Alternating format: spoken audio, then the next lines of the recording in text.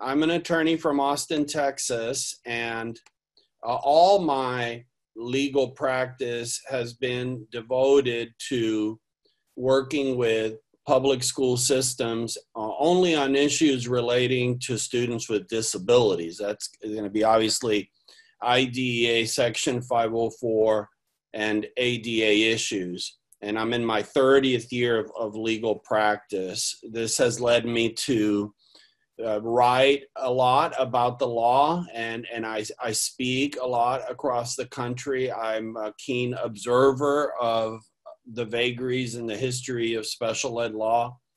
And obviously, I've been keenly observing what's been going on with respect to COVID. And what I'm going to try to approach in this presentation is the various implications and ways in which COVID is going to raise legal issues that we need to try to answer and understand as we obviously are moving to reopening the schools after some period of school closures.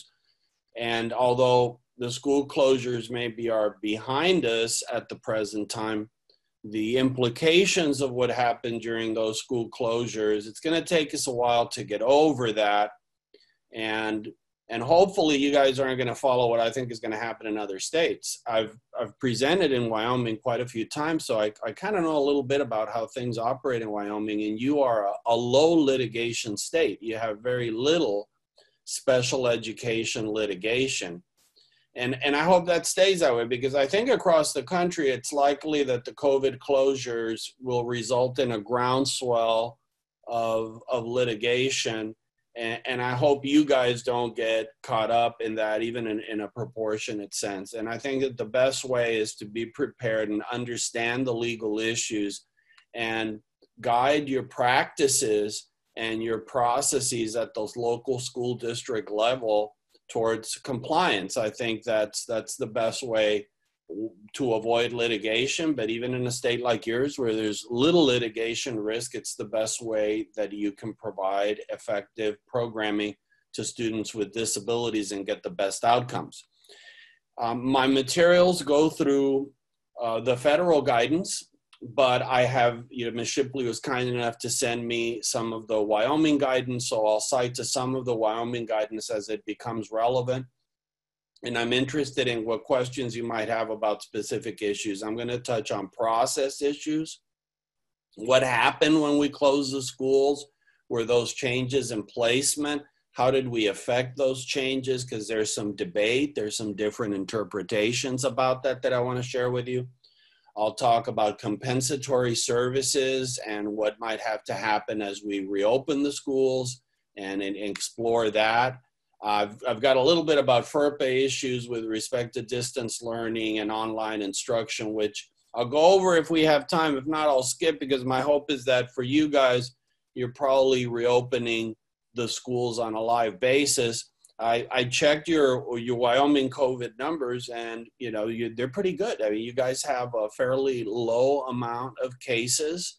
The caseload in Wyoming as a percentage of the population represents 0.6%. So less than 1% of the population is infected. You have a relatively low number of cases in the 3,000s. And your positivity rate, I did note that has spiked in September, and you're above 7%. And we are told by the CDC, World Health Organization, and Johns Hopkins Bloomberg School of Medicine that it's a concern anytime that positivity rate is over 5%. But your numbers are great compared to my lowly state's number here in Texas. Our positivity rate is in excess of 16%. And just a couple of weeks ago, it seemed like we had an exploding number of cases. The case count has somewhat leveled off, but still at a very, very high rate. And thus, a lot of schools in Texas are opening on a virtual basis, at least for the first 4 to 8 weeks of the school year. And I hope that that's not the situation that confronts you, that you're in better shape here. Now, of course, it's always a concern when the positivity rate is over 5%, that as you open the schools, you're going to encounter situations where students test positive or staff test positive, you got to send some groups of kids home. Maybe you've got to send a whole classroom home. And depending on the size of the outbreak, you might have to close a campus. And we'll talk about how to manage that from the legal standpoint. So I'm going to get right to it. It's a large set of PowerPoints. I wanted to give you a full set of PowerPoints, even if I don't go over every single detail. And I do want to be guided by whatever questions you might have. Depending on the area of the United States, I find that there's different concerns arise in special education and how to deal with the COVID and the COVID fallout. And I want to know what worries you and as part of your questions or comments. Okay, so the first OSEP guide, the first guidance we got from the Department of Education came from the Office of Special Education Programs. Now, by the way, it's a little unusual in that OSEP normally gives guidance only with respect to special education, but they included guidance on 504 as well. And the guidance immediately said, well, there's nothing in the law that says what happens when there's a worldwide pandemic and schools have to close and discontinue services for a period of time. And they took a position that they have taken in the past with respect to other federally declared disasters. And they did say if a school ceased services for all students and provided nothing during a period of closure, then you wouldn't have to provide services to students with disabilities during that period of time. I ask in the note, does that mean that a school could have suspended all services for a special ed student during a COVID closure? And we'll try to answer it in relation to another question and answer. This guidance document is framed from the format of a question and answer document. I do want to note that while the guidance document was newly released, I went back and compared it with guidance documents from 2009 and 2017, which I cite. I think in 2017, it had to do with Ebola. I think in 2009, it had to do with the H1N1 virus. And they've taken a consistent position with respect to how do we handle special education in Section 504 in the midst of a viral pandemic or federally declared disaster. So I just note that while the guidance was newly issued, the language is almost identical to the language that they've used in past disasters.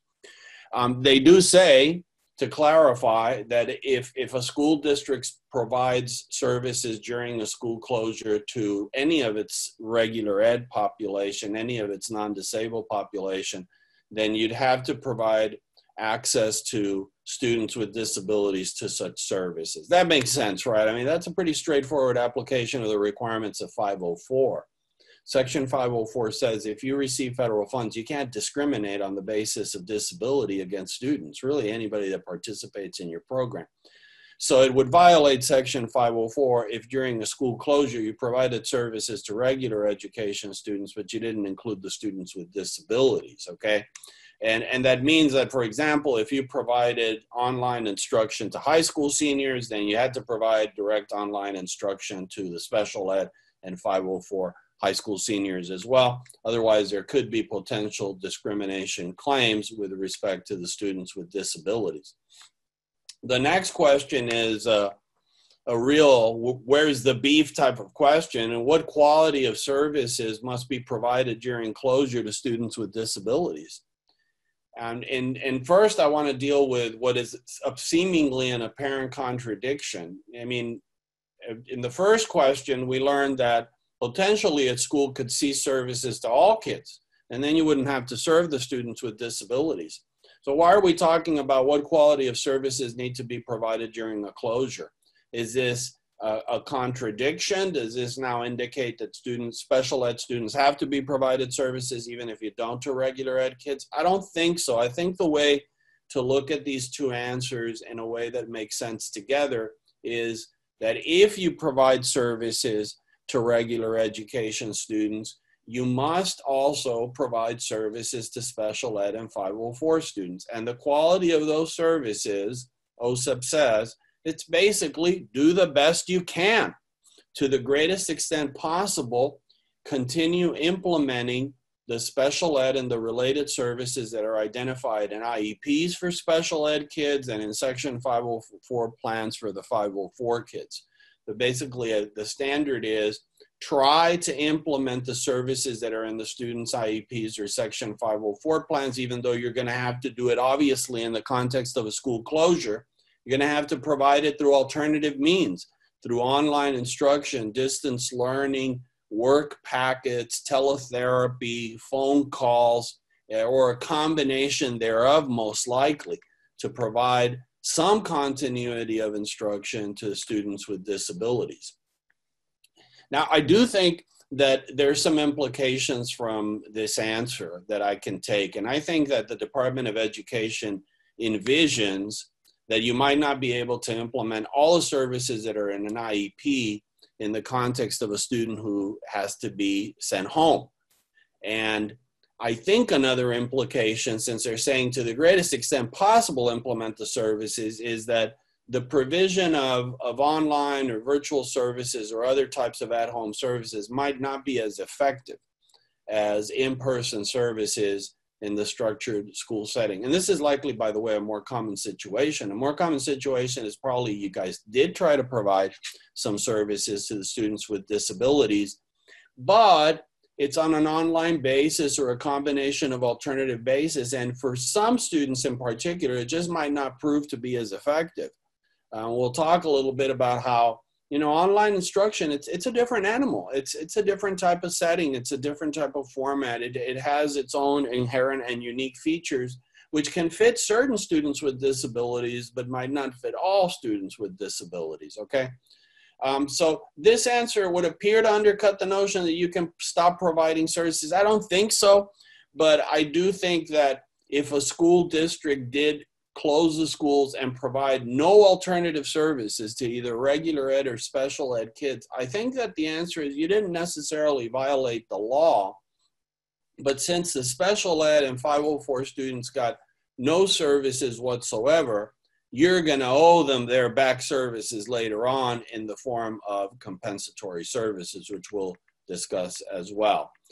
By the way, right now, going to the preliminary, or perhaps it's already finished, the WD did put out a guidance document in August called Special Education COVID-19 Update.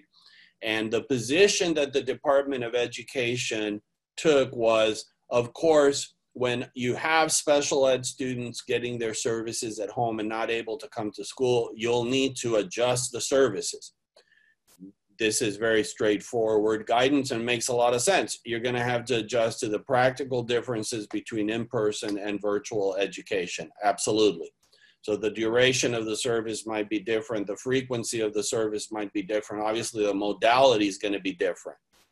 But the Department of Education is taking the position that there must be no negative impact on a student's receipt of educational benefit as a result of shifting from school to virtual education. I've got to say that I take that to be sort of a mission statement.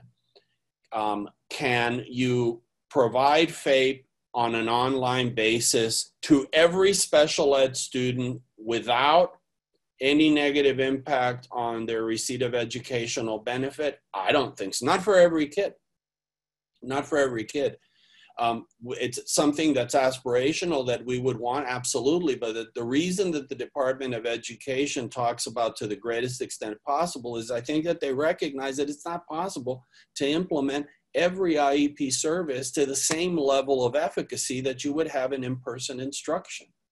For some students, I think this is true. I think some students, they're very savvy, and they're the type of student that works very well independently, and they may even thrive in the context of online education. But I think some students with disabilities, their unique needs and the inherent nature of online instruction, they're not a good fit.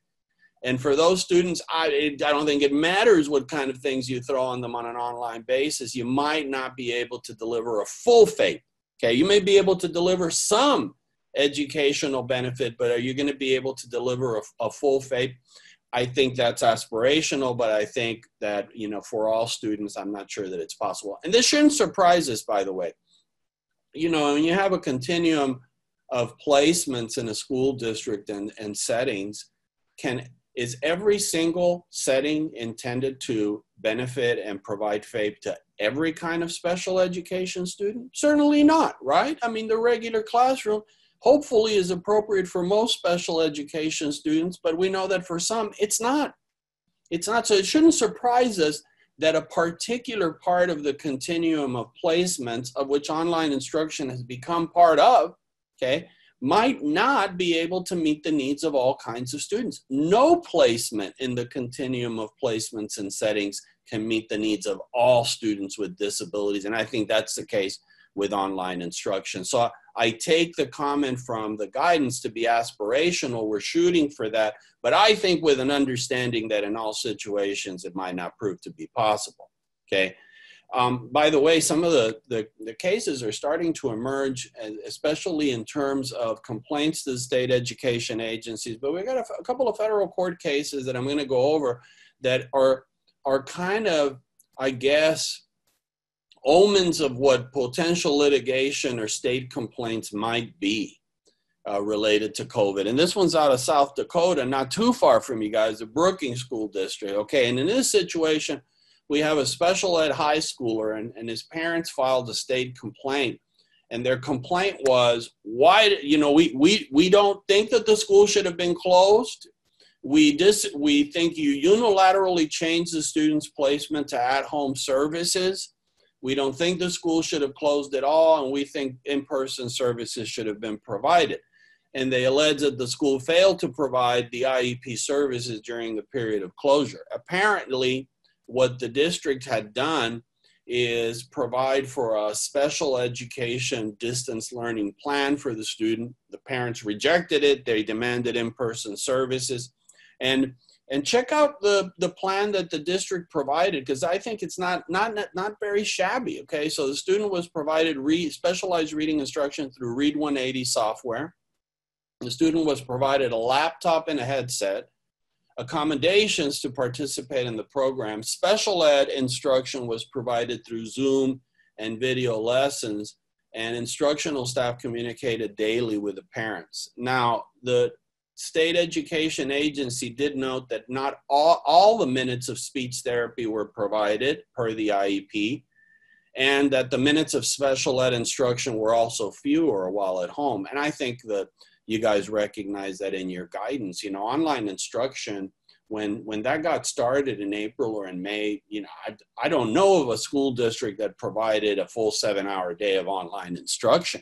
Generally, that online instruction was abbreviated instruction. The students were expected to work independently for a significant part of the day.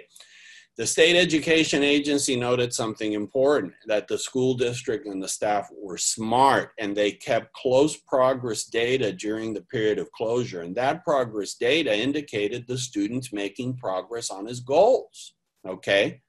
Parents insisted, no, we don't think that the distance learning was effective. We had to help the student a whole lot. Ultimately, the state education agency ruled for the district. First of all, they said, this claim you have that it was improper for the district to close the schools and not provide in-person services, that's not a valid claim. The school was closed on the basis of governor's orders, and in-person services were simply not possible, not feasibly provided while rates of community transmission are high. Health and safety dictates that you might not be able to provide in-person services during a period of time. The state education agency also said that the move from school to at-home services was not a change in placement. I keep this in the back of your mind because we're going to discuss this in a little bit. They didn't explain why it's not a change in placement, okay? And finally, they ruled there may have been discrepancies from the IEP, but they were minor and they didn't impede the student from making progress. So the state education agency held for the school district, okay? By the way, you notice that the parents said we were forced to provide very substantial assistance during the closure. And the state education agency didn't factor that into their consideration because they said, well, there was no documentation to support that. You know, a lot of times state education agency complaints, they're based very strongly on the documentation. And usually documentation produced by the school, but you know, it tends to be the framework for ruling on these. So parents, where's the documentation? And the parents didn't have documentation of the assistance. So I have an interesting question. What if the parents had kept daily logs of the assistance that they provided the child, and those daily logs showed that hours were spent assisting the student? My question would be, legally, would this be a valid factor in determining the adequacy of the at-home services or the provision of a FAPE to the child? You know, and I cite a case, you know, that kind of piqued my interest, and I started looking for cases like that, and I found this case from 10 years ago out of Pennsylvania. It's a Brianne C. case, and apparently the student seemed to be getting okay grades, but test results were not good. When you did reevaluations of the student, she showed pretty low.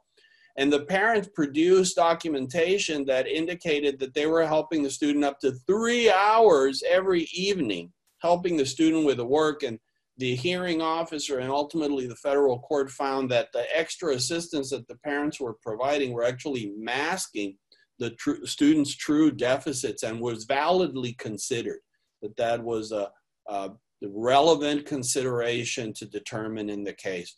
So I wonder how this is going to play out in cases, because I think a lot of parents of special ed kids can make this claim and make it validly that they had to help the students a whole lot during online instruction.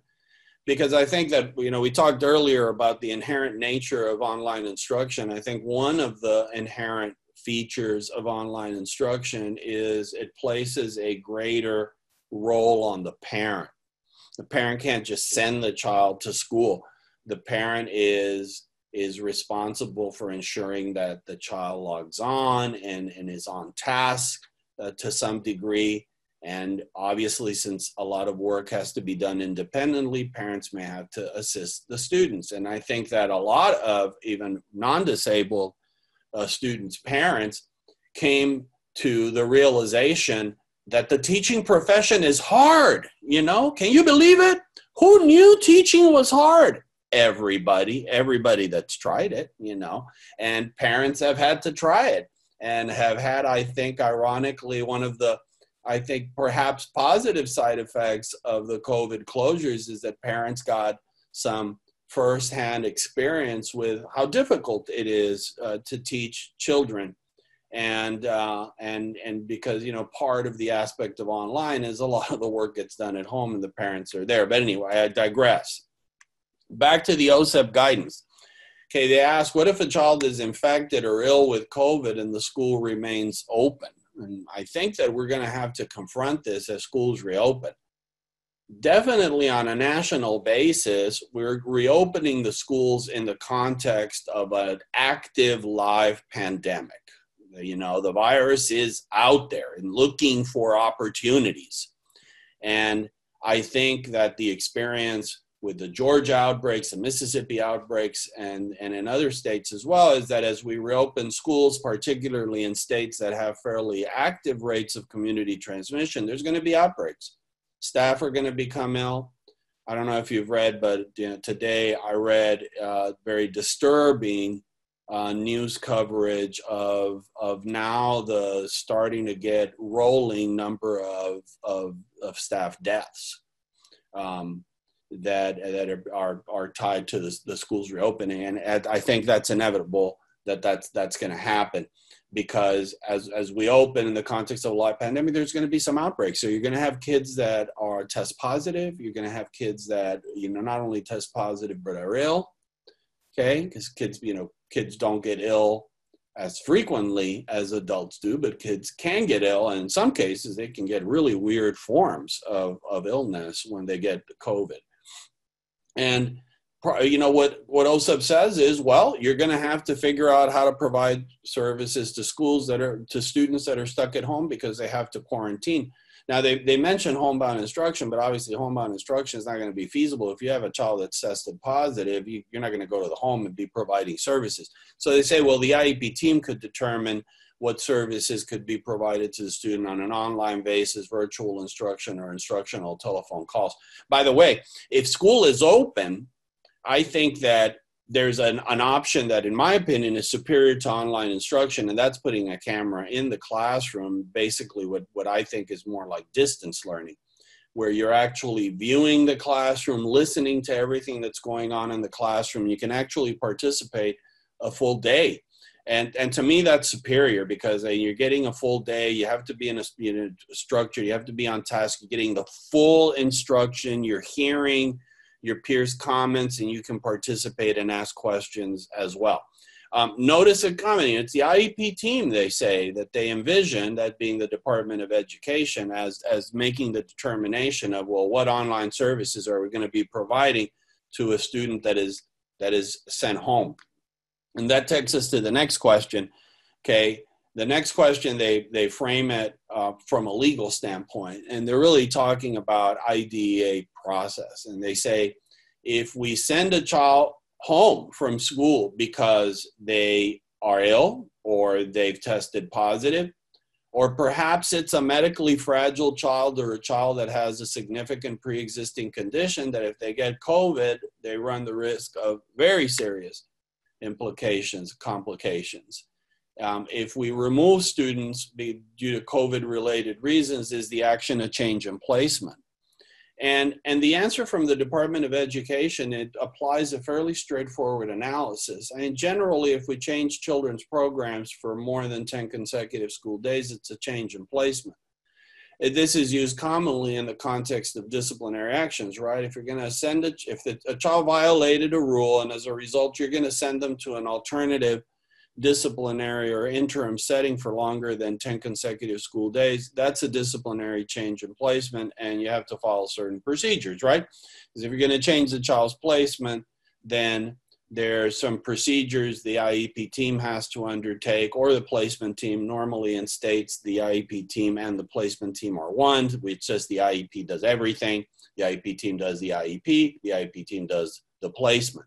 So obviously a change in placement happens through the IEP process and the IEP team, and you have to issue the parents prior written notice, okay? A notice that basically explains what we did. And of course, parents retain all the rights to challenge the change in placement. And they say the same for 504 students.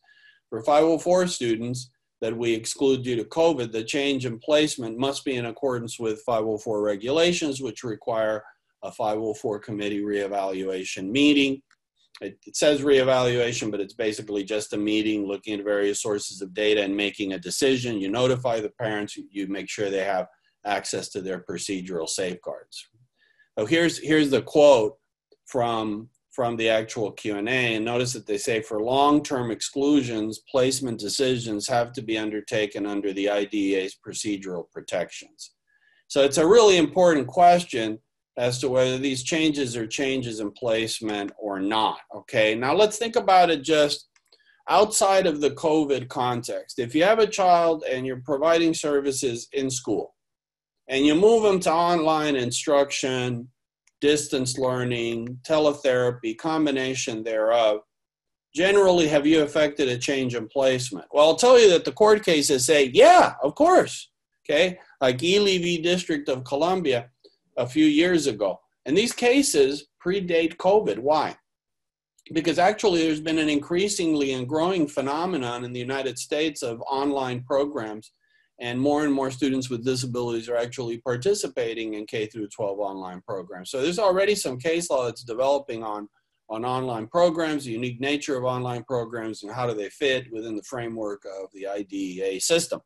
And here in this District of Columbia case, it was kind of the reverse. Okay, so we moved the child from an online program to a traditional school setting, and the court said, well, of course that's a change in placement. So the point I make is that if a change from online instruction to the classroom is a change in placement, then the reverse has to be true. Moving the child from a school placement to the home has to be a change in placement, right? And SPV Fairview, which is a case out of Pennsylvania, goes one further, and they say not only is moving a child from school to a cyber school a change in placement, but they say the in-home cyber school is the most restrictive option. What are they saying? Well, you know, when you have a student in an online program, do they have exposure to disabled students or non-disabled students? No, certainly not in the traditional physical sense. I mean, in a Zoom classroom or distance learning, you might have virtual exposure or distance-based exposure to students, but no court has quantified that as part of the LRE analysis. LRE, as far as the federal courts are concerned, is about live physical exposure in classroom settings, okay? Under IDEA does not envision brick and mortar settings in the framework of IDEA, and LRE doesn't envision anything other than brick and mortar settings. Not at the present time. I think if IDEA is ever reauthorized, we've gone 16 years without a reauthorization. So it's a valid question as to maybe whether the statute will ever be reauthorized again. But if it's reauthorized, I think it's going to have to deal with the innovation and the increased popularity of online instructional programs. You know, so what is a change in placement at its core? Well, it's more than just a change in the location. Just that you move the child from one location to another location, if you didn't change anything else, generally is not a change in placement. There has to be a change in a basic element of the educational program for it to be a change in placement. Now, courts have generally, as the Quisenberry case said, whenever you take a child from the classroom and you provide home-based tutoring, that's generally always a change in placement, because it's not just a change in location, it's a change in setting, and it's definitely different in terms of restrictiveness, right? So therefore, older cases have always said, well, you know, whether it's a change in placement or not has to do with whether you change the setting, whether you change the services, and also whether you change the school or facility. And of other cases, like letter to Fisher, these are letters from the Department of Education, said, well, a change in placement has to do also with whether you change the level of restrictiveness and the student's access to extracurricular activities and non-academic services. So let's think on that. If we move children from school settings to home, are you changing the setting? Yes. Are you changing the services? Sure. I mean, you're providing some translation of the services, like your own Department of Education indicated. You know, the services are going to look different. It's a different modality, so the frequency and amount of the services is going to change. You're definitely changing the school or the facility. You're not going to school at all. Are you changing the level of restrictiveness? The court cases say yes. You're moving the students to the home environment where they have no live exposure to either disabled or non-disabled students, and obviously no access to extracurricular or non-academic services, because nobody's accessing them during a period of closure, right? So the question that has generated a lot of debate among state education agencies is since the guidance in this question in particular, which is at the top of the slide, is framed from the perspective of excluding individual students, does this guidance and this answer apply to general COVID-related school closures that happened back in April? Okay, so of course, I think some people are saying, oh, this applies when you exclude a student, but maybe it doesn't apply when the school is generally closed and we're removing all students. Okay, that's the interpretation that a variety of state education agencies are taking. I must say it would have been real helpful if the Department of Education would have clarified, because my lawyer's thinking is, if the guidance doesn't clarify that this does not apply to general school closures, the straightforward interpretation is that the guidance does apply. And that when we closed the schools, what we did was changes in placement for all the 504 and special ed students. That's be the straightforward interpretation of the fact that there was no clarification on general school closures in the guidance. Because otherwise, why would the Department of Education have not specified, these aren't changes in placement, but here's the procedures that you have to follow to be in compliance with IDEA. So that raises a question, and a variety of states that have dealt with this. If the shifts to at-home services aren't changes in placement, what level of parental participation had to be afforded when we moved the kids to the home? And because if you have any kind of meeting, if there's any kind of meeting, Zoom or otherwise, between staff that has to do with placement of the child or provision of a FAPE, the parent's entitled to participate. And I'm citing a very plain regulation out of the special ed regulations that talks about parental participation in meetings. And the requirements, by the way, not limited to changes in placement, but also to changes in the provision of a FAPE. Because even if you take the position that moving all the students, special ed students home wasn't a change in placement, it certainly changed the way you're providing a FAPE. We have to concede that, okay?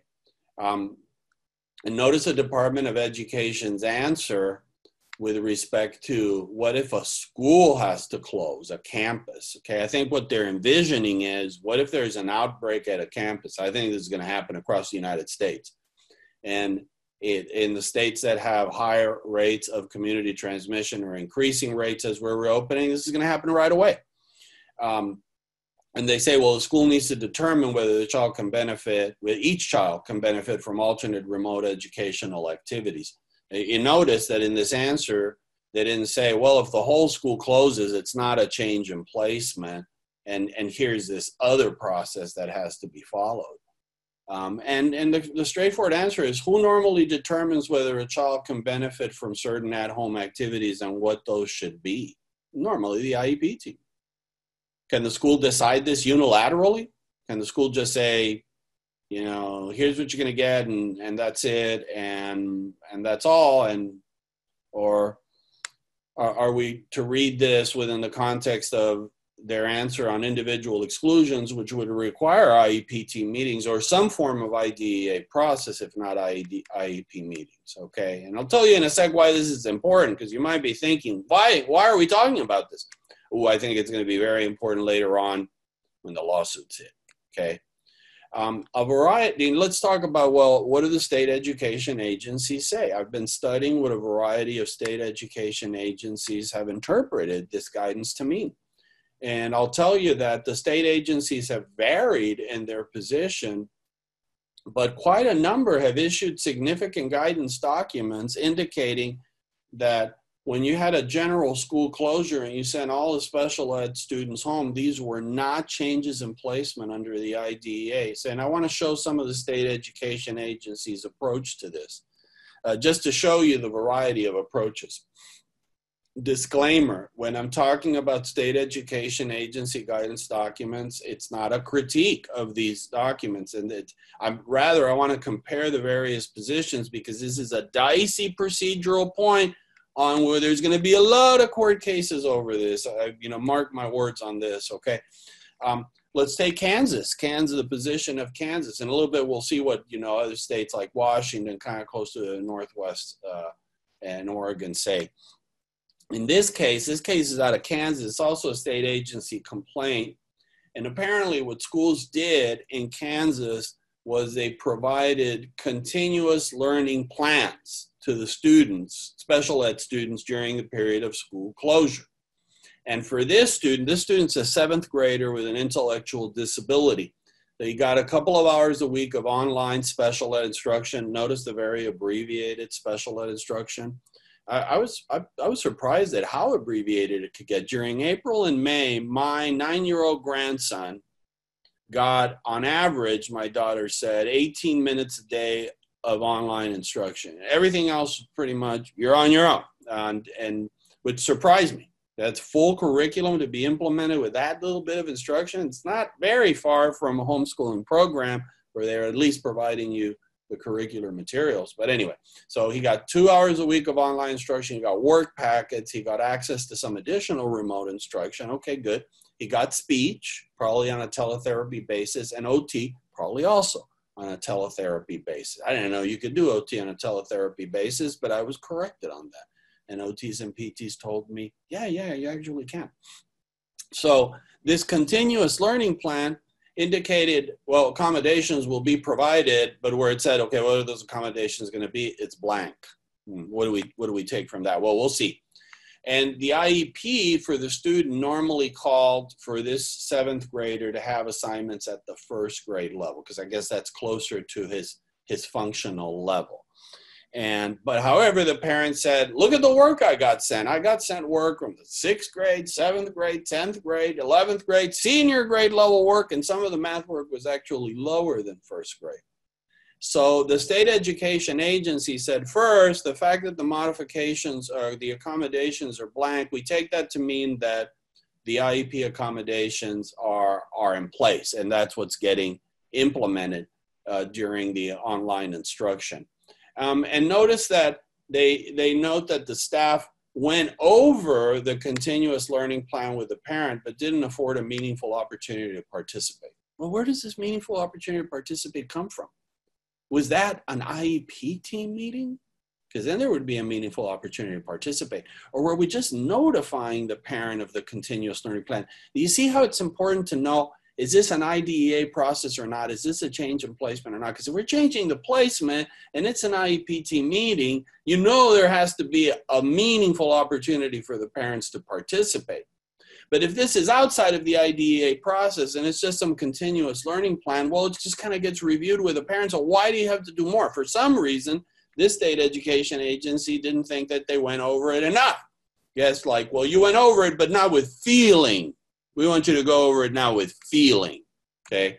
And in any event, important for my analysis, the state education agency said the change to at-home services due to the general COVID closure is not a change in placement because the decision to close the school buildings wasn't the district's decision, okay? Said it was an outside circumstance that forced the schools to close. And as a result, these aren't changes in placement. That's the logic of the Department of Education in Kansas. Now, the question that I have is, I understand an emergency created the need to send students home. But in sending students home, since you're definitely modifying their program very significantly from the school setting to the home setting, don't you have to act in some way within the procedural framework of IDEA in effecting that change and in deciding the services to be provided to each student? Certainly you can't provide the same services to every child. It has to be individualized. And certainly there's a material change in the services. Notice that the decision said, this doesn't constitute a material change in services. It doesn't? What could be more material than moving a child from live instruction to abbreviated online instruction in the home? I can't conceive of too many more drastic changes in services, okay?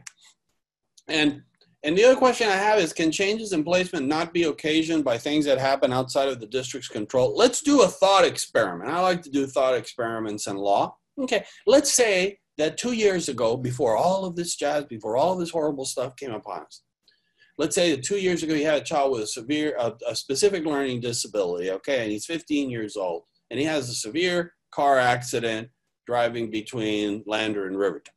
And that accident is going to lay the student, he's in the hospital for a significant period of time, and now he's going to be laid up at home for 2 months, okay?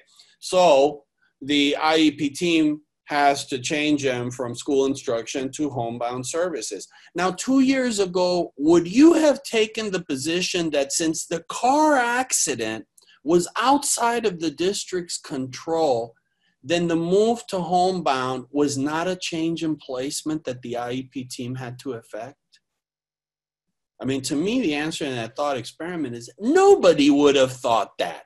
Of course it's a change in placement. The car accident may have caused it, and we didn't have any fault with the car accident, but it is what it is. The student now has to be at home, and we have to meet his needs as they change. And in other situations, students' needs sometimes change from year to year, and the IEP team has to react. It's outside of the district's control that the child's needs may have changed in most cases. but that doesn't mean that this isn't a change in placement. So the logic here, I think, raises some questions. It has some potential weakness. So the question is, how does the development of whatever you provided to students in the home setting back in April and May, how does it fit within the procedural framework of IDEA in a manner that affords some opportunity to participate? Or is the answer that it's not intended to fit? It's something totally extraneous. It's like, you know, it's like aliens came and we're now outside of the law, and IDEA didn't apply in April and May at all. Because I think in some cases we're kind of acting like that happened, and I'm afraid that that's not going to fly with the courts. Okay, let me see. Oh, sorry, I went over the Brookings case already. Let's see what other states say. Okay, like I've scoured the states, and some states have issued very, very significant amounts of guidance. Like Texas has issued a lot of guidance with respect to COVID, and Washington has too. And Washington takes the position that you don't have to have IEP team meetings. You don't even have to do IEP amendments, because these are time-limited changes to go from school to home resulting from the pandemic. And they do say there's an optional continuous learning plan that you could put together, but it's just a means to document what the school district is providing. Now, they do say you have to provide prior written notice, I guess, because they're sensing, you know, definitely you're changing the provision of FAPE to the student.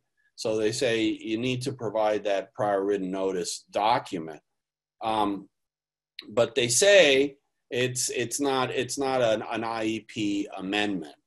It's something else. But I think there's a little struggle as to, well, what is that other thing and how does it fit within IDEA?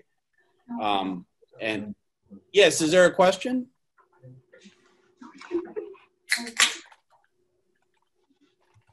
I do not, Jose, have a question in the chat box. All right, I'm going to take the opportunity to take a little drink though. Sure. Perhaps somebody is not on mute that needs to mute themselves. Thank you. That's all right. We're all learning Zoom meeting etiquette. I certainly am.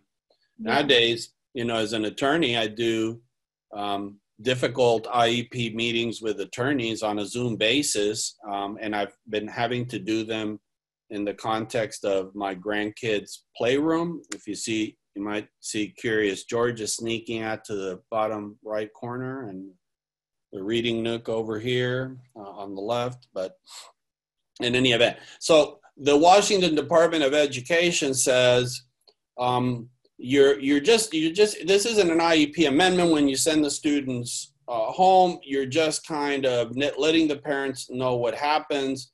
There, you have to issue prior written notice, but there's no mandatory IEP team meetings or even IEP amendments. And the rationale here seems to be a little different. Kansas said the pandemic's out of our control, thus these aren't changes in placement. Is, you know, a little dicey there. It raises questions. Here the rationale is, well, these are time-limited changes resulting from the pandemic. How time-limited? I mean, it was the whole of April and May, right? I mean, to the Department of Education, usually any time frame over 10 school days starts looking like a change in placement, right? And this was 2 months. And for schools in Texas and other states that are going to start virtual at the beginning of the year, obviously, that's even a longer time frame.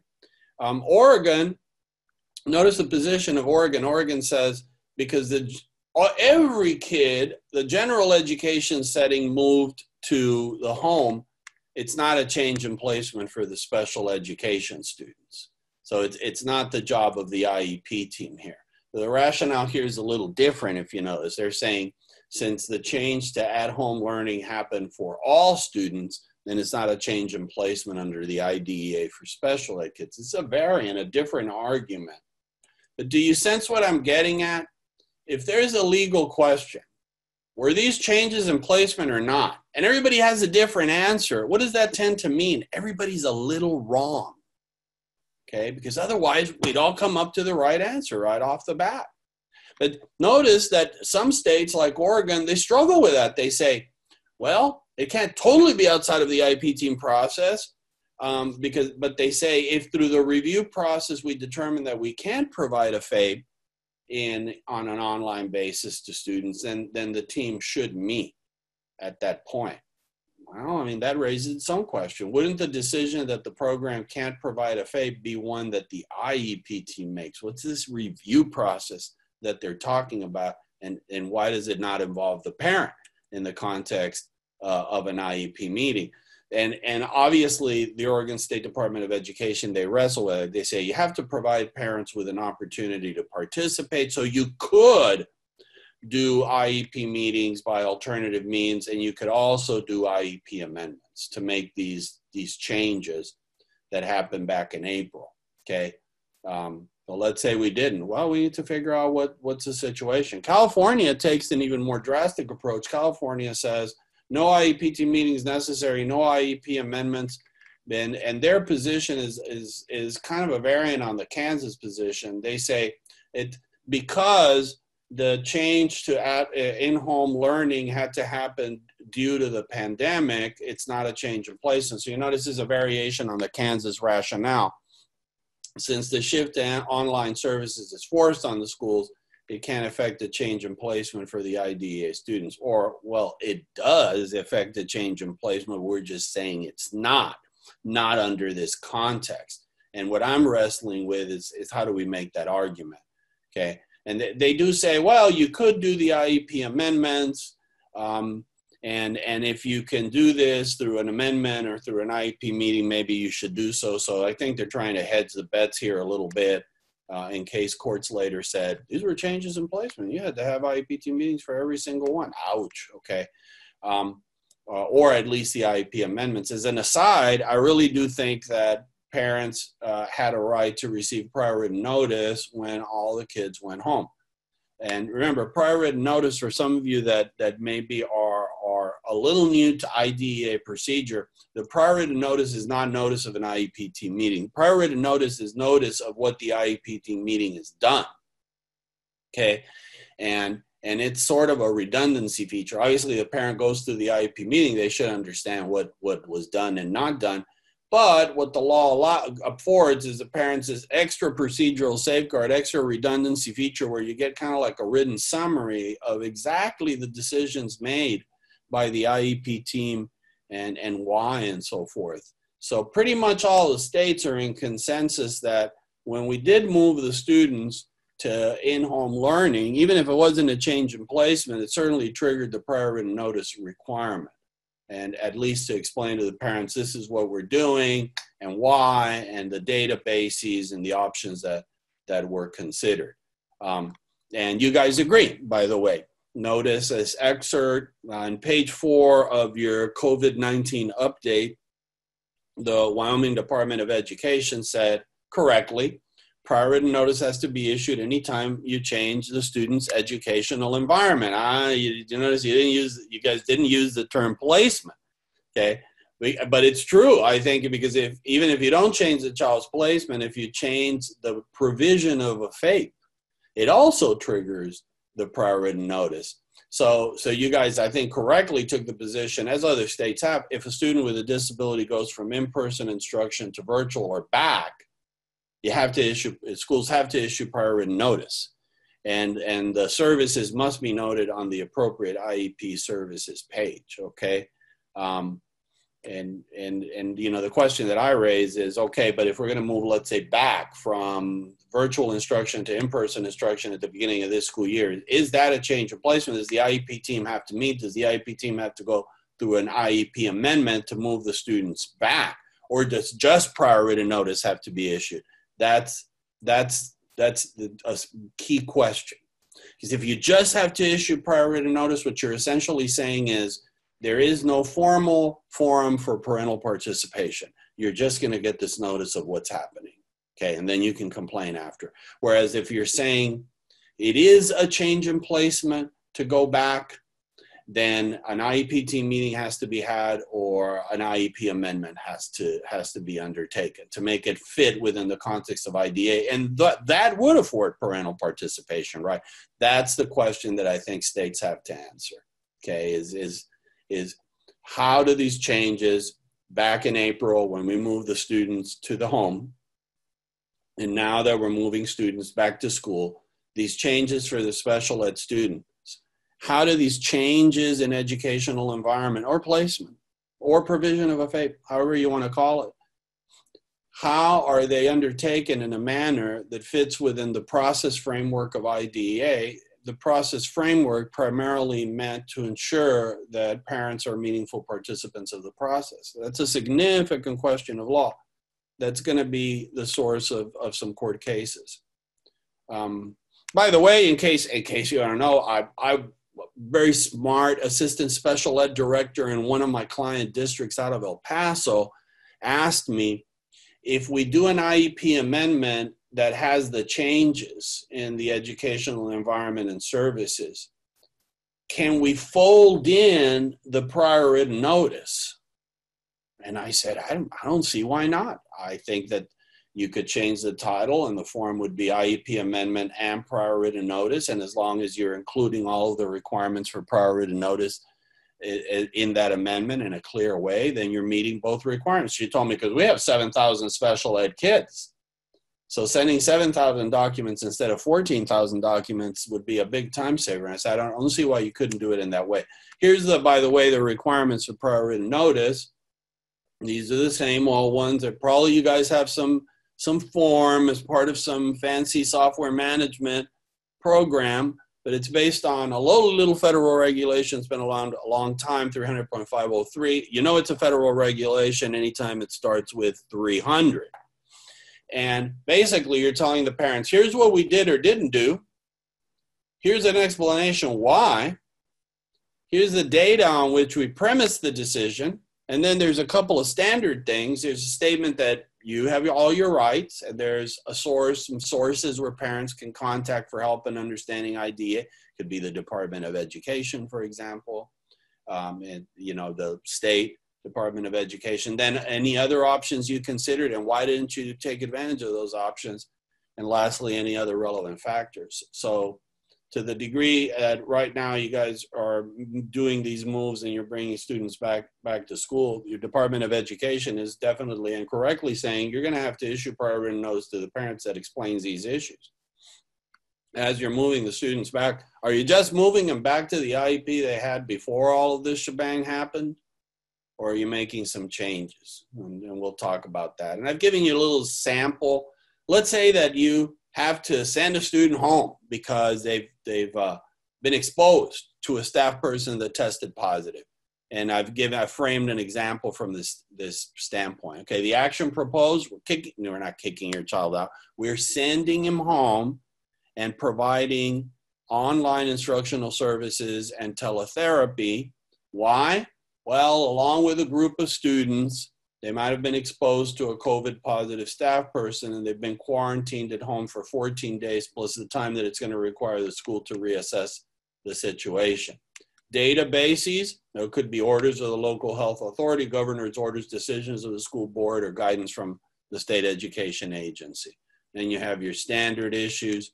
Other options considered, well, we considered continued in-school services, but that was rejected due to quarantine requirement and health and safety considerations. Other relevant factors, you might indicate there's difficulty maintaining social distancing in the classroom and in the campus facilities. And in districts where this is appropriate, you might indicate our rate of community transmission is high in our particular county, if that's the case for you. So it appears that what the state education agencies have kind of been gambling on and have been struggling with is what happened back in April, which is we had to move all the special ed students to the home. How did that fit within the IDEA framework, okay? And a lot of the state education agencies gambled that these are not changes in placement, so the change in placement procedures didn't have to be followed. And some are pretty straight out saying IEP team meetings didn't have to happen. Not even IEP amendments had to happen. This is just something else. So the states vary with respect to what they feel the role is of the IEP team. You can sense that they're struggling with this because they're wanting to say it's not a change in placement, but they're also hesitant to say, well, this happens unilaterally without any parental participation. And I think ultimately this issue is going to be decided by the courts. You know, increasingly, parents that file, you guys thankfully aren't very exposed to this, which is a good thing.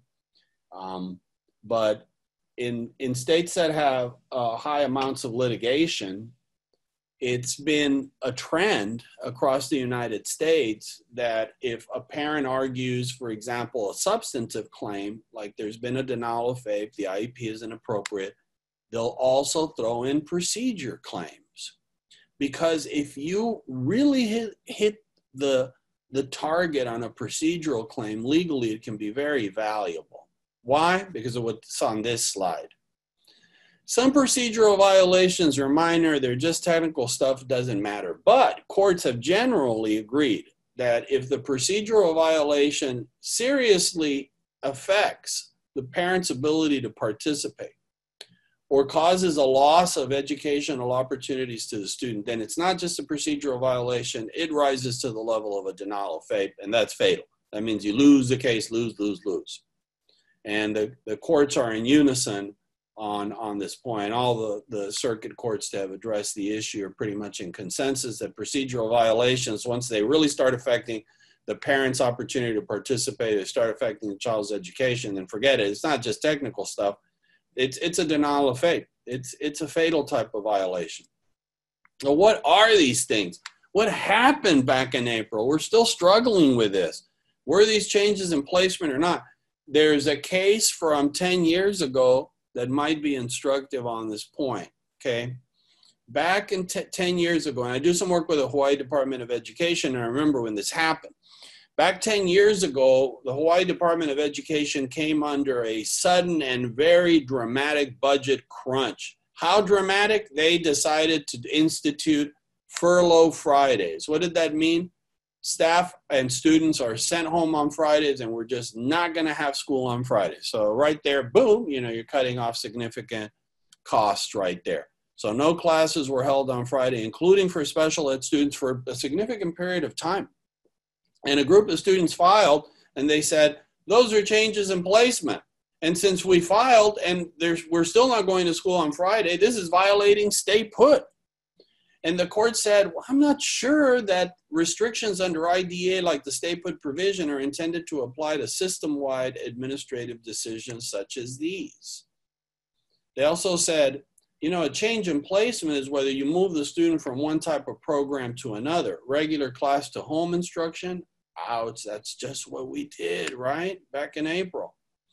Because here they noted, well, obviously Fridays were cut out, but the students stayed in their exact same classes and settings, just one day less per week. So it's different than moving the students all home, which is what we've done, right, under the pandemic. But they said, well, it's also partly IDEA is about not singling out special education students, and special education students weren't singled out. Everybody got sent home. So the last statement would appear to apply to the COVID closure situations, because we didn't single special ed students out. We didn't send just the special ed students home. Everybody had to go home. And the other aspect of the case that I think is helpful is that the Ninth Circuit is saying that system-wide administrative decisions might not be subject to IDEA procedures. And so even stronger in the case of a statewide decision, maybe made by a governor, right? However, the situation in Hawaii was different because here in our move to serve the students at home has definitely involved changes in setting, program, LRE, etc. Okay. However, I think that this is my take on it. The argument that IDEA procedures like change in placement procedures and stay put weren't intended to apply to statewide administrative decisions as a result of a worldwide pandemic seems to me the strongest argument for state education agencies that want to argue these were not changes in placement. But I'm not sure what the answer is. But it matters. It matters because going back in the slides a little bit, if a parent succeeds in convincing a court that there had to be an IEP team meeting, or at least an IEP amendment to afford them participation in the move from school to in-home services. And if not, that was a procedural violation of IDA and it was a bad one, then the district loses the case right there. So that's why I've spent time on this question, because ultimately, if there's legal cases on this is going to turn out to be a very litigated issue. This is going to be argued a lot. Okay. Moreover, I want to say something else. My concern is that as we move the students to the home setting, in some states and in some school districts, the services looked very similar from student to student and very standardized. And I think that there's an expectation that services during the closure needed to be individualized, which usually, again, involves some IDEA procedure. And I give you this New York case. Now, this is a federal court case, one of the first kind of true COVID cases. And in this case, there was already litigation, and a hearing officer back in September ordered that a 5-year-old be provided in-person ABA services, OTPT, and one-on-one aid. And then COVID happened. So obviously the student was sent home, but he got a tablet device and computer-based services. But the parent said, he's 5 and probably has autism since they're ordering ABA, so he can't really sit down long enough to really use this. He doesn't have the on-task attention span. And also we don't have reliable Wi-Fi, so that's no good for us.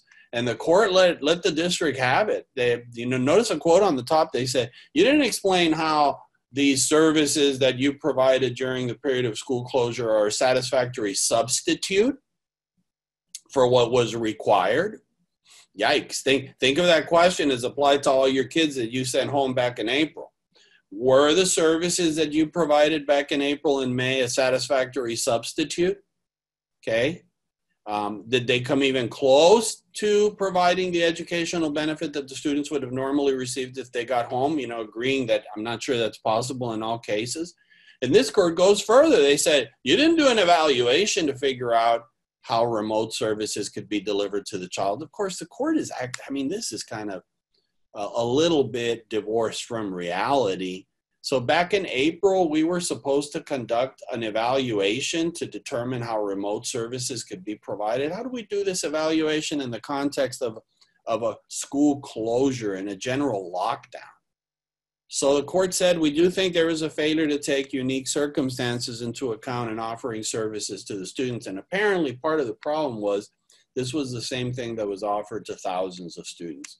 So my fear is that the New York City Department of Education didn't sufficiently take the pains to ensure that the services to different students with disabilities would be individualized and would match their unique needs, what they can do, what they cannot do.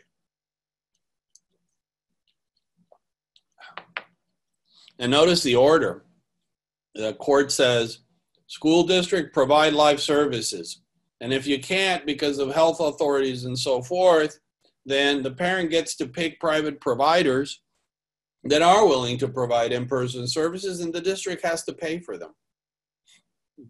Difficult, but I think, what I'm sensing from this court case is that when there is going to be litigation over COVID, I'm not sure that we can have this expectation that the courts and the hearing officers are going to provide a leniency and be very empathetic to the incredible and very difficult situation that schools were under.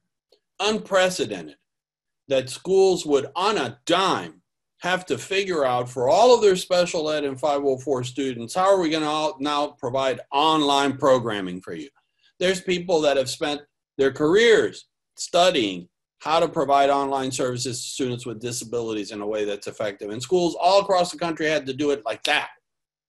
And with no extra additional resources necessarily, or certainly not commensurate to the degree of the challenge that was provided. Very difficult situation for schools. By the way, the court here didn't address the procedural issue that the IEP team have to meet because they were focused on the services. And perhaps, the process issue didn't come up right away.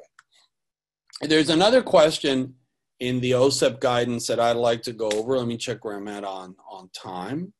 Okay. And that is, could schools prepare for an eventual reclosure by including contingency plans in the IEPs? Wow, what a great idea. And I think that the answer is yes. Yeah, you can and you should. And what I mean is this. As you move students back into school, you might think of the IEPs including a plan B. What's the plan B? In case we have to exclude you, or the campus closes, or the grade has to be sent home and quarantined. These are the online services you're going to be provided during the period that you're gone. Okay, so this is part of the IEPs. And I think that schools would be smart to do this, particularly in areas where there's high rates of community transmission. You guys don't have a lot of cases. Your positivity rate is high, which the rate of positivity, based on my looking and studying the research, the rate of the meaning of the percentage of people that are tested that test positive, that's the positivity rate. That seems to be the strongest single indicator of the rate of community transmission. And for you guys, it has spiked pretty significantly in September. Take a look at your Wyoming Department of Health dashboard.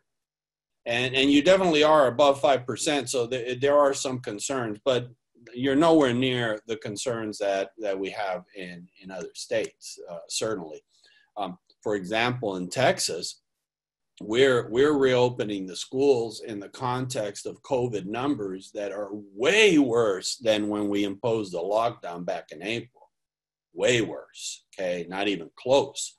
But it's the way we're proceeding.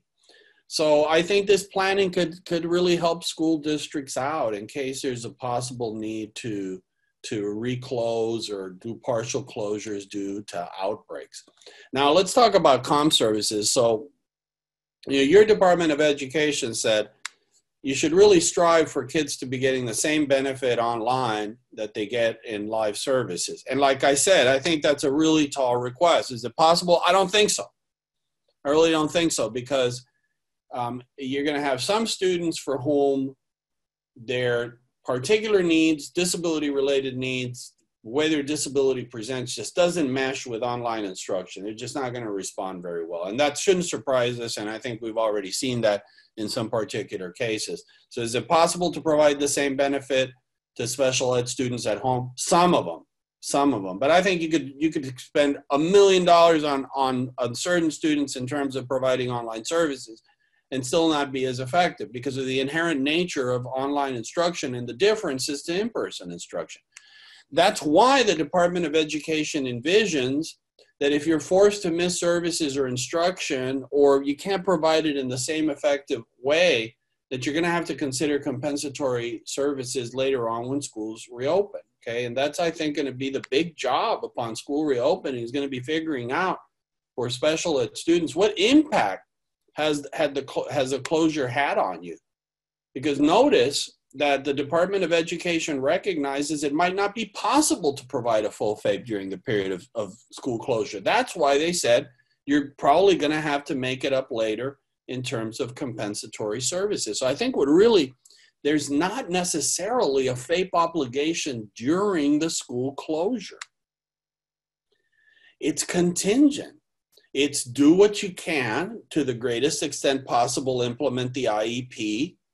And if you couldn't feasibly implement the full IEP to the same benefit, provide comp services at a later time. So there's an eventual FAPE requirement for the period of school closure, just not during the period of school closure. It might not be possible to provide a FAPE to every single student on an online basis, okay? So what are compensatory services?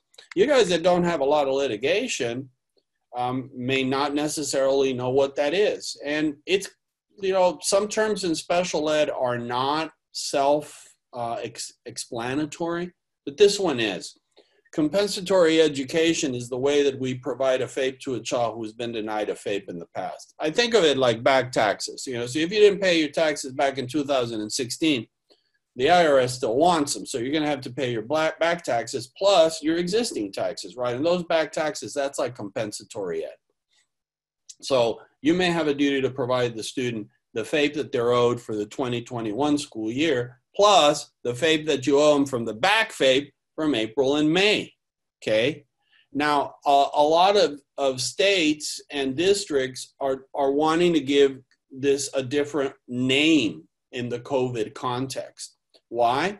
Well, because this wasn't our fault. This wasn't the school district's fault, right? I mean, the pandemic's not our fault. The school closure, that wasn't something that we wanted, certainly, and certainly was beyond the district's control. So I like to call it COVID comp because I want to distinguish it from the normal compensatory services context. And the normal context is a hearing officer or recorder, state education agency has found that you as a school district messed up in some fashion and you owe the child back FAPE, compensatory services. So I see districts and states wanting to give it a different name. Washington uses the term recovery services. When I was looking at, the South Carolina Department of Education is calling it supplemental school closure services. So they're wanting to give it a different name because the use of the term compensatory services is in some circles seen as divisive or adversarial. You know, so are these comp services or not? You know, my answer is it waddles like a duck. It has a yellow beak like a duck. It swims really good. So, you know, is it a dog? No, it's a duck. It is compensatory services. I mean, the Department of Education let it out of the bag. They use the term compensatory services. So I'm not sure the terminology is the thing. I think that if there's going to be disputes or problems, it's going to be over parents that know their child got behind during the period of school closure and they're anxious to catch them up, okay? That and the school district isn't willing to do that. That's where I think there's going to be disputes. That's where I think districts can get in some liability exposure or problems with state education agencies. I noticed that you guys, probably in reviewing other state education agency guidance, have decided also to call it recovery services. And I think smartly, there's an indication in the guidance that new baselines may need to be established. Why would new baselines need to be established if all of the benefit was expected to be provided? Well, because it might not be the case. You might find that the baselines now are a little lower, that the students maybe lost some progress or lost some skills, or as the guidance indicates, there's some unfinished learning.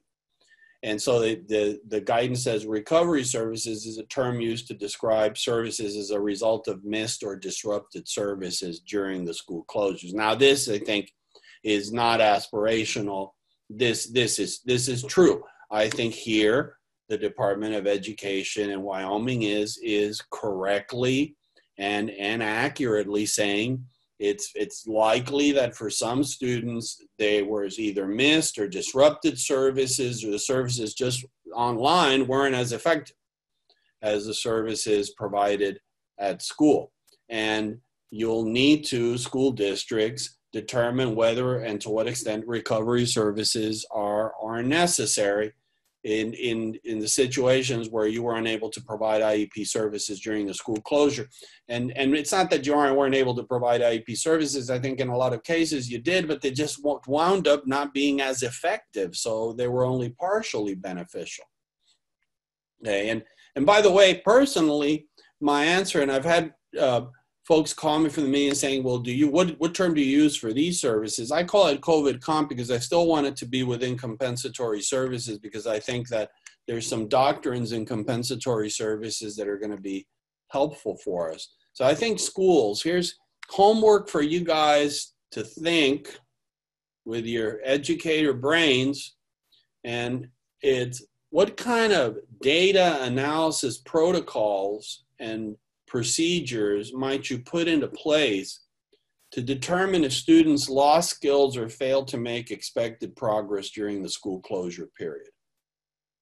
Because I think that although the decision case by case will be individualized, because the data is going to look different, the decision-making process, the protocol by which, which data are you going to collect and how are you going to study it, that can be standardized to achieve consistency. And I think that's best. District by district, I would shoot for you guys to have some standardized idea of how you're going to make the compensatory services determination. What data are you going to collect over what period of time? And what data is going to tell you that, in fact, the child does need COVID comp services? And in addition, you're going to have to figure out how to handle some complicating factors, which I want to go over quickly because I want to move on to other stuff. One complicating factor will be the parents that just didn't take advantage of the services. This surprised me a lot when schools started telling me, we have lots of parents that just haven't responded. They've got Wi-Fi, they've got computers, they're just not interested. They just don't want the services. They won't respond whatsoever. And the question is, if the parents failed to take advantage of the services, should that weigh against providing compensatory services? Now the parent says, my child's way behind. I want compensatory services. Well, the active question is, why didn't you take advantage of the services that we offered you in April and May? And the question is whether that's part of the analysis. Certainly, I hope that you documented if parents weren't responding, and that you also documented how you tried to communicate with them in various ways and try to identify why parents are you not accessing the virtual services. I hope that went on back in April and May, because if they needed just a little help, hopefully you'll provide them. Generally, the court cases have said that since compensatory services is an equitable remedy, that's fancy lawyer speak for it's just whether it's fair or not. A parent's conduct, like refusing services, is relevant. Like the Puyallup case is a very important case in this area. It's an older case, but it's because it sets forth a pretty bottom line proposition that if you reject some services that were offered to you as a parent, later on you might not be able to get all the comp service that you want. And the parent here, for example, had initially rejected special ed eligibility, then she rejected the services of a behavior specialist, then she rejected summer services 2 years, and the court said, see, you left a lot of services on the table and now you want a lot of comp services? That doesn't sound fair, okay? And Garcia is another case. Here, Garcia says, we're not going to provide compensatory services even though the district screwed up because this student's not taking advantage of any services. She's not attending school altogether. She's truant. She's affirmatively avoiding school. And we're not going to waste resources on compensatory ed for a student in case she wants to avail herself of the services. So again, do you see like conduct of the student or the parents is relevant in determining whether comp services are appropriate? And in Prince George's is another student who was unwilling to attend under any circumstance. So that's one complicating factor. And here's another complicating factor, okay?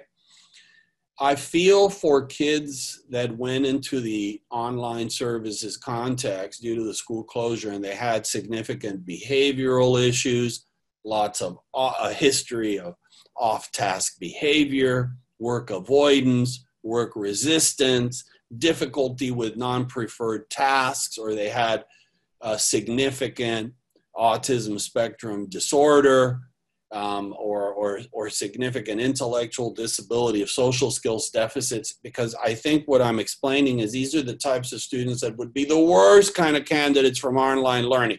I mean, think 2 years ago. If a student with severe autism who functions in the ID range, has behavioral issues and social skills deficits, and doesn't have much of an ability to do independent work or stay on task, 2 years ago, would you have said, oh, sure, we can put this child on an online program? I don't think so. I think you would have said that might not be appropriate. This student needs to be in a structured environment with live instruction. It shouldn't surprise us that this type of student isn't going to participate well, and I don't think they should be penalized for it. These students might prove to be the ones that benefit the least from online instruction. Let's think together. What kinds of things does a child need to be able to do well with online instruction? I think you've got to have a high degree of on-task attention. You better be self-motivated. You better be able to do work independently. You better have some minimum tech ability on the computer, be able to redirect, to self-structure. That's what distinguishes. You know, I've had friends of mine say, you know, I tried the online college and it just doesn't work for me. this doesn't work for me. I need the structure of going to school and having the lectures and having the notes and seeing a person that I can talk to. I get it. I get it. And the online format is just not for everybody, and it's not for every kid. That's for sure. Do you have to make up the exact times of missed services? I don't think so. I don't think it's a math type of approach. Like if you miss 12 hours of speech, are you entitled to 12 hours of speech? Maybe not. Look at the guidance from Washington. They say no. The guidance from California, they say no. It's more of an individualized analysis. Texas says no. It's not an hour for hour or minute for minute makeup in services. So it's more of a qualitative versus quantitative analysis. Quantitative analysis is you missed 12 hours of speech, you're owed 12 hours of speech. And a qualitative approach looks at, well, where are you in terms of your speech goals? You know, if you got telespeech, let's see where you are in terms of your goals. And let's try to place you back where you would have been if there had been no interruption, if there had been no school closure. That's a more qualitative analysis. And that's the analysis more and more courts are I think, trying to do, okay? And I give you examples of court cases. They say, no, you got to look at it on an individualized basis. It's not just hour per hour. That would be a cookie cutter approach. There's no obligation for day compensation. You want to put the student back to where they should be. And I have another idea here too. To me, okay, when you have kids come back to school and they're back to the regular school instruction, what you're going to find is for some students, they're like back in my element and they naturally recoup. And yeah, they did decline during the period of school closure, but they catch up real quick.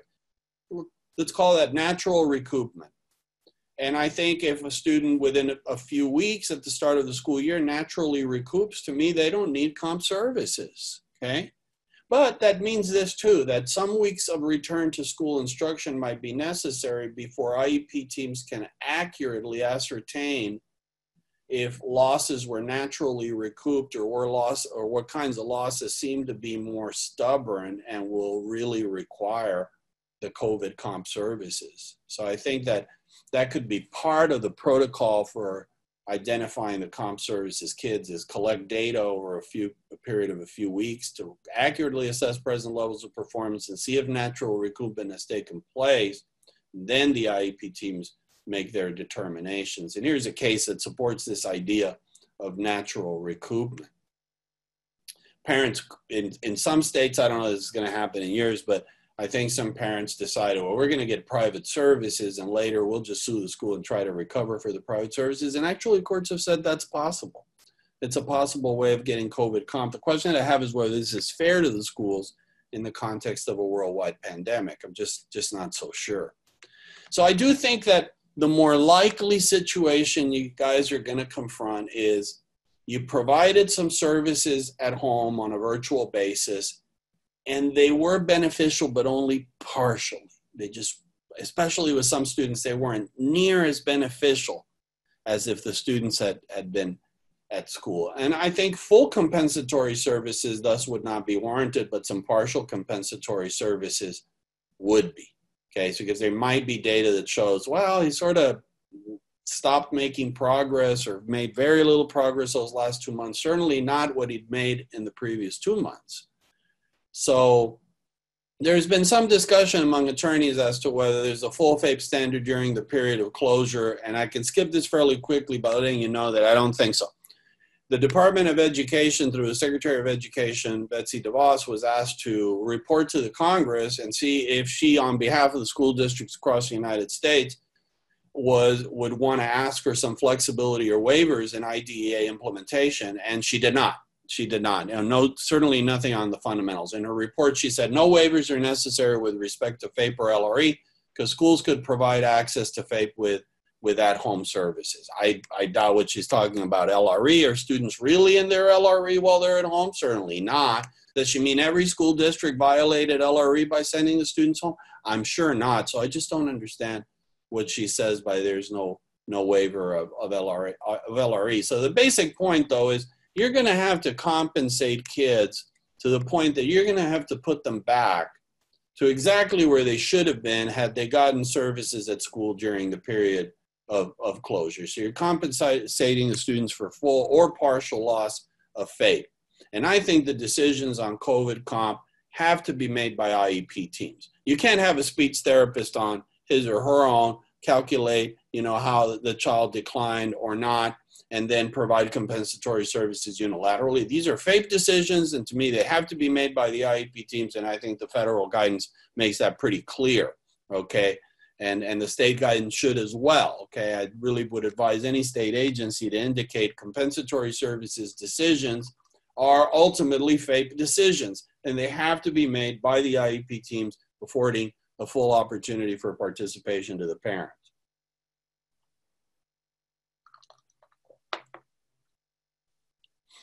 Will you have to have an IEP team meeting on every student to address COVID comp? Well, I want to say no, because I feel for schools, and at heart, I mean, I'm a representative for schools, although in this context, I'm just trying to give you the real deal. Because I think of this dilemma. Even if, let's say a student did well on the virtual program and made all of the expected progress, well, isn't that a data-based decision, examining the progress to determine if the student performed well and made all the expected progress? Isn't that a data-based decision that involves FAPE and that the IEP team should do?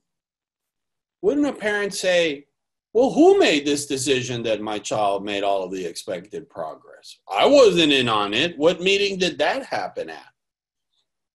So, and again, I'm afraid of claims that without an IEP team meeting, there is a failure to afford parents a meaningful opportunity to participate. So I've got to say that the conservative approach is maybe school districts should have IEP meetings on all special ed students to examine their progress during the school closure. Determine if they need comp, and if they need comp, make an offer of those comp services. Talk to your attorneys about this on individual cases and see what your state education agency thinks about that point. But I think that the conservative point is the safest. I understand that this is inconvenient as we're reopening the schools, but I think some weeks after school starts, after the data collection period, I think that this is probably the best answer. Safest answer is maybe let's have a meeting on every single special ed student to see what happened, what was the aftermath of this storm. If parents decline the COVID comp, I think the best practice is set the COVID comp offer down in writing and let the parents know, here it is, okay, we can't force you to take it, but this accomplishes protecting the districts in case the parents later disagree and take legal action, makes clear the district's commitment to COVID comp, and it leaves the comp services on the table in case the parents change their mind. And if they change their mind a few months down the road and want their COVID comp, let them get it. I think that it's coming to them. And the COVID comp could happen next summer, or it could happen by after school services during the school year, or you could do increased reading services during the school day, increased related services sessions during the school day, increased level of inclusion assistance. So part of the comp can happen during the school year. Part could happen during the summer, or a combination thereof, and districts need to think about that. Okay, do want to tell you about this, okay, because you may hear about it, and your state education agency folks may be interested in this. You may have heard, or maybe not, of a class action lawsuit that is out of New York. It's called JTV de Blasio in the Southern District of New York. And this is a group of attorneys that are taking the position that all of the school closures for all special ed kids and in all districts in the United States violated IDEA. That the mere fact that schools were closed and students went home not only changed the placement, but violated the students' IDEA rights. And they have indicated that they intend, at least on a preliminary basis, to include in the class action every single state education agency and every single a local education agency. They're running into some immediate problems with the judge, but keep an eye on this case. What do I think about it? Not much. I think that this idea that moving the kids to the home and closing the schools violated IDEA is preposterous, okay? In the context of a pandemic, it's what had to happen. And I don't think anybody can seriously dispute that. And the provision of online services on a quick basis in the school districts, maybe not being able to implement all the IP services is something that the Department of Education understood and envisioned. That's why the guidance talks about compensatory services. And the Department of Education said FAPE will have to be provided in a different way during the period of closure. Here's a supplemental guidance that was issued in March, and the Department of Education said, we don't want to stand in the way of good faith efforts to educate students online. No, the federal disabilities laws do not pose insurmountable barriers to providing online or distance-based educational services. It might not be as effective, but they could certainly be very effective with some students, okay? And I think the Department of Education in Washington very, very correctly indicated FAPE applies, but FAPE during a period of school closure, during the pandemic, has to be implemented in a manner that's consistent with the need to protect health and safety of staff and students. So this idea from this class action which I think is that this gentleman just thinks that there shouldn't have been school closures at all, that it just shouldn't have happened. And I don't think that the Department of Education takes that position. The Department of Education rather says the determination of how FAPE is to be provided will need to be different in this time of unprecedented national emergency. And I think that's absolutely correct. So I want to move forward.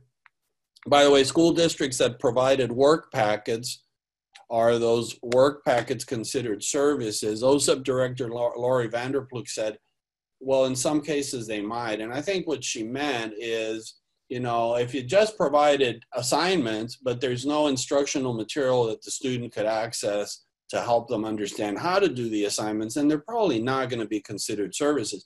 But there's materials and there's materials. And if you have materials that are kind of geared for the student to do the work independently, and it kind of contains written instructional material within it, then I think it's closer to services. So think about it.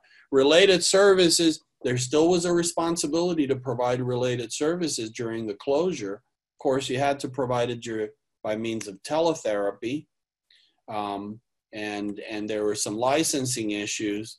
I want to move forward to talk about a couple of issues. I'm going to skip,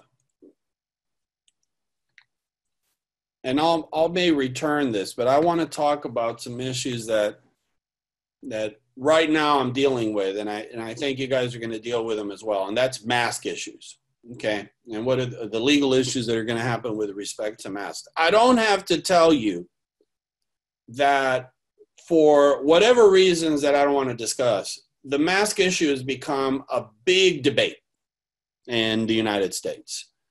And there's folks that just don't think the masks are required. There are folks that do wear the masks and think everybody should. There's folks that are actively opposed, and almost it's a matter of pride or protest not to wear the mask. As schools reopen, it's very likely that school districts are going to think of the potential for mandatory mask requirements on students, certainly staff persons. When you have a positivity rate of over 5%, to me, reopen, first of all, I must tell you that the CDC's position has generally been, if you're above a 5% positivity rate, you might think twice about reopening to live instruction, which a lot of states are at above 5%, including Wyoming. So if you are and you're going to reopen, I cannot fault a superintendent or school board from saying, we're going to reopen, but the kids are going to have to wear masks. So first of all, I want to answer that question. Can schools impose mask requirements on students? Yes, I think they can, either as a matter of dress code, and dress code is usually a matter of school stability, and lack of disruption. But this is even of a higher degree because this is about health and safety. So it's about just ensuring that we're not, spreading potential virus between student to student, staff to student, student to community and home and so forth. So the question is this, with a proposition that yes, I think school districts have the right legally to impose mask requirements as a matter of safety. And I don't think that as a general matter, students have the right to go to school and not wear masks if the school requires them. Like, for example, you might have had this question legally. You've heard people protest, they want to go to Costco, and Costco says you've got to wear a mask, and people say this is unlawful. It's my constitutional right to go to Costco. First of all, I've read the Constitution back and forth. You have to take 2 constitutional law courses in college, and besides, it's a matter of interest to me. And in the Constitution, the word Costco does not appear. Okay, so there's no Bill of Rights that says, freedom of speech, freedom of free exercise of religion can go to Costco without a mask. No, there's not that in there. Okay, it's not in the Bill of Rights. So no, what the legal answer is that any store or company or commercial enterprise is private property. Okay, you're their guest. You go to Costco, you're their guest, and you're only able to enter Costco if you follow their rules. Can you go to Costco and cause a huge disturbance? Do you have the right to go to Costco and cause a huge disturbance? No. Can you knock stuff off their shelves? No. They will kick you out. So when you are a guest in somebody's private property, you are subject to their rules, and rules that are health and safety related are always going to be implementable. And then I've heard people say, well, under ADA, I have a disability. I'm entitled to go without the mask. Well, actually, ADA says that public accommodations have the right to insist on standards to protect safety, and you don't have the right to create a health and safety issue by going into even a public accommodation. So just as a matter of law, I must say that the claims that I hear made by folks that are mask protesters, that the legal arguments are totally hokey. Okay, I mean the legal arguments are imaginary, and do not withstand any serious legal analysis. But here, if you're going to have a mask policy and you're going to require masks, should you have exceptions for students with disabilities? And I think, first of all, is if you are going to require masks, then I would probably say to any school district that I represent, you better have a written policy on the mask. And yes, it should have exceptions, because in my opinion, any mask policy that a district passes is probably best if aligned with the CDC guidance, with the guidance of the Centers for Disease Control. And I've cited at the bottom of the slide a good guidance document on the mask issues. It's guidance for K through 12 administrators on the use of cloth face coverings. And they say, you're not going to be able to feasibly require students to wear masks if they have severe asthma or breathing problems, if they're really little guys. I think the K students can understand, but pre-K kids, oh my God, I can imagine. In a pre-K classroom, if a teacher tried to have the kids wear the mask, they would spend 80% of their time on the mask and 20% of time on instruction. Also, you're not going to feasibly be able to get kids with certain mental health conditions to wear a mask, or kids with developmental or intellectual disabilities, or kids that have significant sensory or tactile issues. They just can't stand it and so forth. So I think that any policy probably has to make exceptions for these categories of students to make sense. And why do I say that any mask policy should align with CDC? Because the Department of Education, through the Office for Civil Rights, has generally taken the position that if you treat individuals consistent with CDC recommendations, that generally you're going to be okay under Section 504 and the ADA. So to school districts that are considering mask requirements, then I think that you should generally require masks. I think there should be certain exceptions based on the CDC guidelines. And it's that, so if parents ask, why do you have more exceptions? Well, because this is what CDC says. Now, but I have a follow-up question, okay? Let's say that you have a special ed or a 504 student, and under your policy, under the CDC guidelines, they're not entitled to an exemption, okay? Can they, if they're kind of denied an exemption because it doesn't exist under the regular policy, can then they go to their IEP team or 504 team and say, I want to be exempted from the mask requirement? And I think the answer is probably so, but the only way that the IEP team or 504 team can consider making an exception to the mask requirement is if the parent really is able to show that wearing a mask at school precludes the student from receiving a FAPE in the least restrictive environment. And while wearing the masks is bothersome, generally there's not a valid argument that it's precluding me from receiving an education if you don't meet the exceptions that are in the CDC. Now I have another question. Okay, let's say you have an IDA or 504 student and you guys in your district have instituted certain mask requirements. Or let's say you don't have mask requirements, but you've instituted social distancing requirements. And you have a special ed student and he's just violating this. I mean, he's getting into people's faces. He's not wearing the mask. You've tried behavioral interventions to try to get the kid to socially distance and wear the mask. Can they be excluded from live instruction? Could you send them home and say you're going to get distance learning? And the answer is probably so, but the underlying legal question is whether that kind of action is akin to a disciplinary change in placement to an interim alternative education setting. And what do we think about that?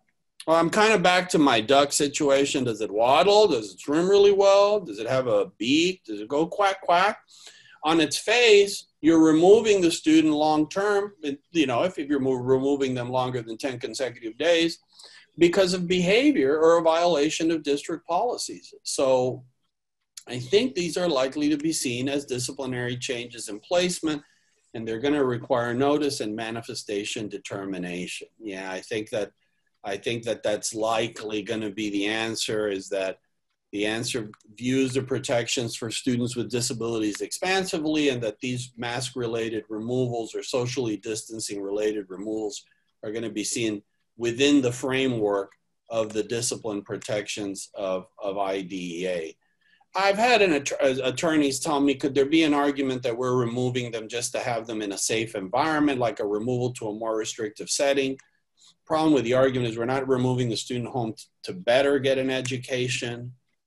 In fact, a non-compliant student probably isn't going to do well. And the last point I want to make before I take any questions that you might have is the dilemma that schools are going to face with medically fragile students. Okay, what's the dilemma?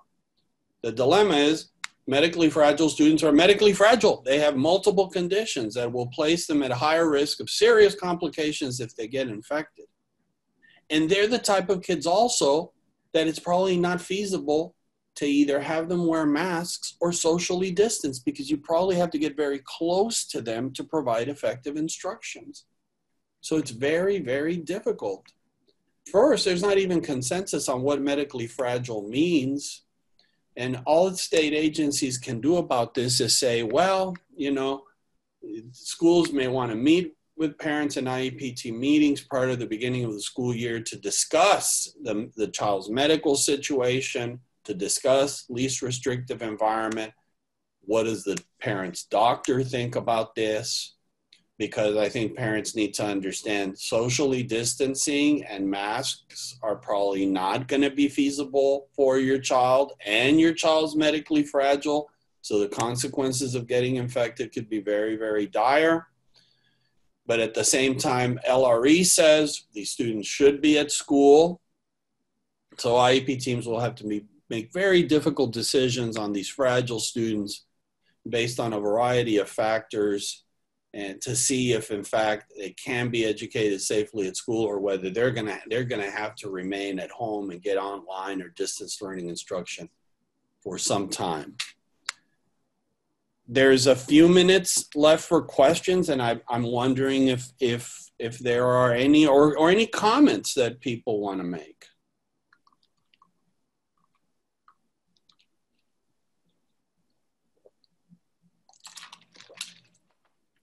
Have I scared everybody? Indeed. So look, in sum, I've raised significant process questions, which is when we move the kids to the home setting from school, how did each of those changes for special ed students happen in an individualized process and in a process that fits within the framework of IDEA, or does it not? Okay, that's one big question. And our districts that didn't go through some IDEA process exposed to some legal liability, should there be legal actions for those.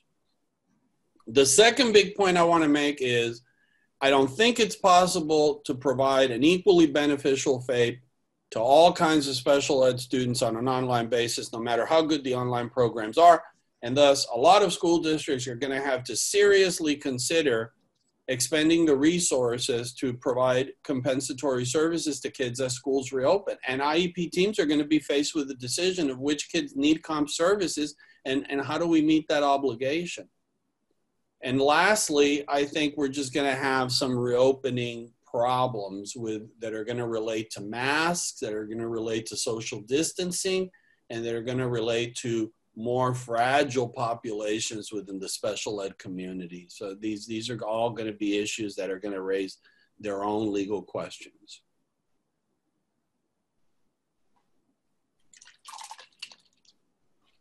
Jose, thank you so much. Thank you for shedding some real light on this important topic. And I'm certain that there are going to be issues that come up that we haven't even thought of yet. And so it'll be interesting to see what plays out. You are right that Wyoming is not a heavily litigated state, so I think we are in better shape than some. And so I just think time will tell. And so it's very interesting, and I appreciate you bringing your perspective to Wyoming once again. Thank you so much. I really appreciate it. And I hope everybody has the best of luck and as schools really move into the semester, and that everybody stays safe, and that your numbers as they are, which are pretty good, get even better for you guys. Well, thank you so much. And I will go ahead and share my screen now. We have some housekeeping issues to take care of. So thank you, Jose. Thank you. Bye-bye, everybody. Bye-bye.